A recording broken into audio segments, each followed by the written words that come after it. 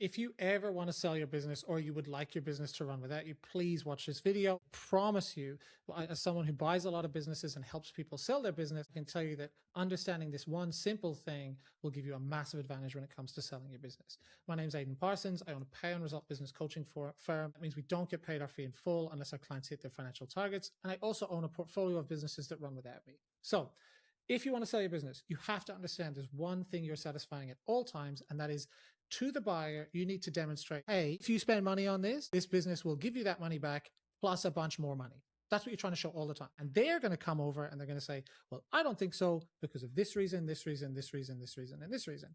Maybe those reasons are market sentiment. Maybe those reasons are reliability of revenue, historical reliability of revenue, growth trend, profitability. But probably the biggest one is key person risk. So if you're still involved in the business, in your experience of that business, it's probably a great asset. You're getting paid a good salary, you're clipping net profit, you're probably really stable, and you have a wonderful lifestyle. But I can tell you for a fact, no one's buying that. People will buy you and the business, and they'll tie you into some terrible deal where they'll give you like 80% today and 70% later if you grow the business, but you got to stay for 3 years. And you don't want that deal when you're selling your business. Most of the time when people sell their business, they want to get out. They know they've made the decision, and that puts it as sort of an unfair bias towards the buyer because the commercial equation is really keep doing something you don't want to do or sell it for a price and on terms that you don't want to accept. The way I want you to think about this is the business that you don't have to sell is the business that you want to be selling. So if you can have a conversation with the buyer and know in your heart that the business will run completely fine, independently of you, and sell it to that person to realize the profit